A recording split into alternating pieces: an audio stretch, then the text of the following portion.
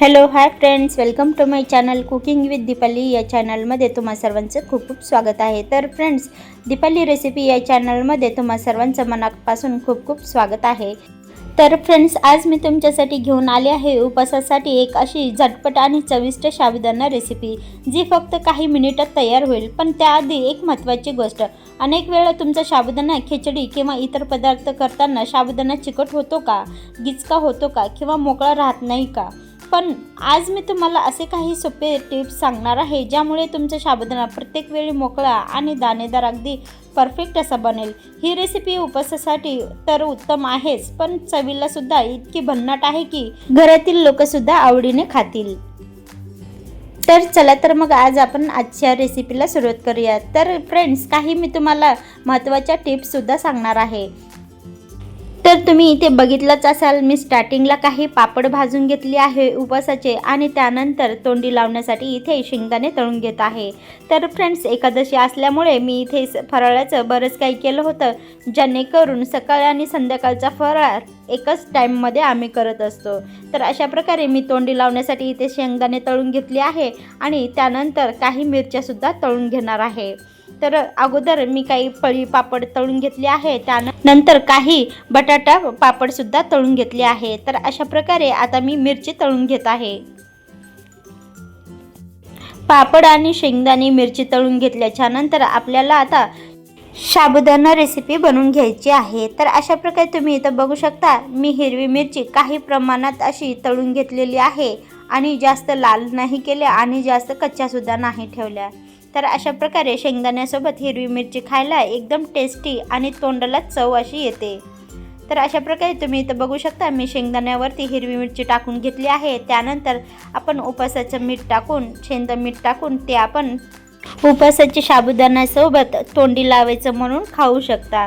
तर अशा प्रकारे मी आता साबुदाणा बनवून घेत आहे. आता सर्वात अगोदर तेल आणि 4 ते 5 मी हिरवी मिरची कट करून घेतली आणि जिरे आणि कढीपत्ता टाकून घेतलेला आहे. कढीपत्ता आणि जिरे हे ऑप्शनल आहे, तुम्ही टाकूही शकता जर तुम्हाला आवडत असेल तर. पण जेव्हा आपण हे साबुदाण्यामध्ये जिरे आणि कढीपत्ता टाकतो तेव्हा आपला साबुदाणा भन्नाट असा लागतो. तर मी इथे मीडियम साईजचे 3 बटाटे कापून घेतले आहे आणि स्वच्छ धुवून घेतले आहे. त्यानंतर आता मी कढईमध्ये टाकून घेतलेले आहे. आता मी इथे बटाटे 2 मिनिट अंदाजे मऊ असे पडेपर्यंत छान असं परतून घेत आहे. बटाटे छान परतून झाल्याच्या नंतर त्यामध्ये साबुदाणा टाकून घ्यायचा आहे. तर मी आता इथे चवीनुसार सेंधा मीठ टाकून घेत आहे.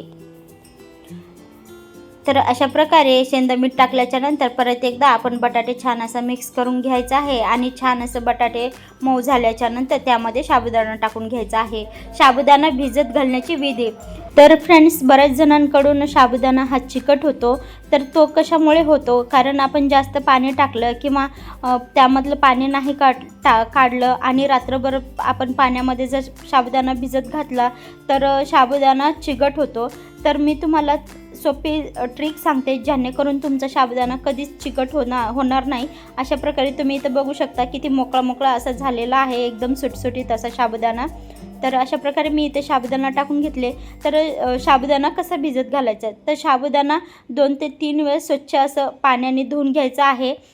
त्यानंतर परत एकदा पाणी टाकून साबुदाणा 10 ते 15 मिनिट पाण्यामध्येच भिजून ठेवायचा आहे, जेणेकरून साबुदाणा छान असा भिजतो.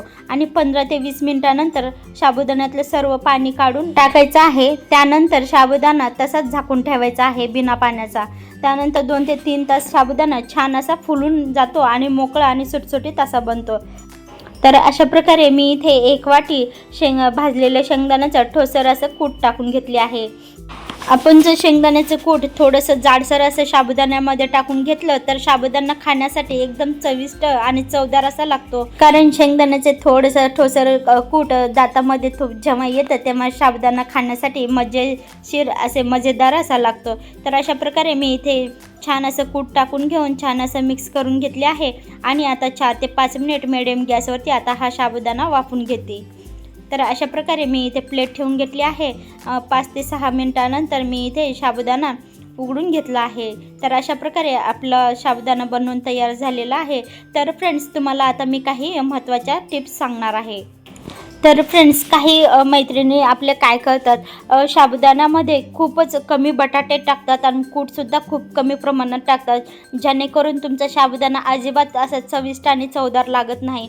त्यामुळे परफेक्ट बटाट्याचं आणि शेंगदाण्याचं प्रमाण माहिती पाहिजे आणि बनवण्याची विधीसुद्धा परफेक्ट अशी माहिती पाहिजे, जेणेकरून आपला साबुदाणा परफेक्ट असं बनतो. तर अशा प्रकारे आपला साबुदाणा बनवून तयार झालेला आहे आणि इथे मी आता तळलेली शेंगदाणे आणि मिरची तोंडी लावण्यासाठी घेतली आहे.